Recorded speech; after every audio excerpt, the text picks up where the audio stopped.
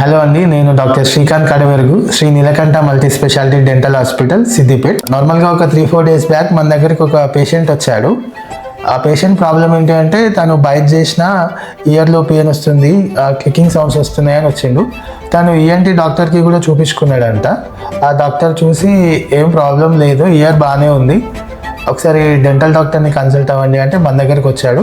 తను ఒక 1 month నుంచి సఫర్ అవుతున్నాడంట. తనని చెక్ చేసి తన ప్రాబ్లం ఏంటి అంటే తన టీత్ అన్ని మాలలైన ఉన్నాయి. అంటే లోపలికి ఉండాల్సిన టీత్ బయటకి, బయటకు ఉండాల్సిన టీత్ లోపలికి. నార్మల్గా మన టీత్ పైన కింద ఒక యాంగులేషన్లో ఉంటాయి. సో ఆ పేషెంట్కి అలా లేవు. ఇలా మాలలైన ఉన్న టీత్ వల్ల ఏమవుతుంది అంటే నార్మల్గా మనం బైట్ చేసే ఫోర్సెస్ అవి అబ్నార్మల్ ఫోర్సెస్ లాగా కన్వర్ట్ అయ్యి ఇక్కడ ఒక జాయింట్ ఉంటుంది, టీఎంజే జాయింట్ అని. నార్మల్గా మనకి నీ జాయింట్ ఉన్నట్టే పైన జాని కింద జాని కలపడానికి టెంపరో మ్యాండిబులర్ జాయింట్ అని ఉంటుంది, ఆ జాయింట్ ఉంటుంది. ఈ అబ్నార్మల్ ఫోర్సెస్ ఏం చేస్తాయంటే ఈ జాయింట్లో పెయిన్ని క్రియేట్ చేస్తాయి. పెయిన్ క్రియేట్ చేసి మళ్ళీ క్లికింగ్ సౌండ్స్ లాగా కూడా వస్తాయి.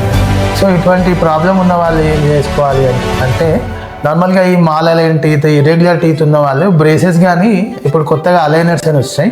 ఈ అలైనర్స్తో కరెక్ట్ చేయించుకుంటే ఈ టెంపరో మ్యాండిబులర్ జాయింట్ పెయిన్ ఉన్నా ఏమైనా సౌండ్స్ ఉన్నా కూడా తగ్గిపోతుంది. సో మీలో ఎవరికైనా ఇటువంటి ప్రాబ్లం ఉంటే మా హాస్పిటల్కి వచ్చి చెక్ చేయించుకోండి. Sri Neelakantha multi specialty dental hospital, Siddipet.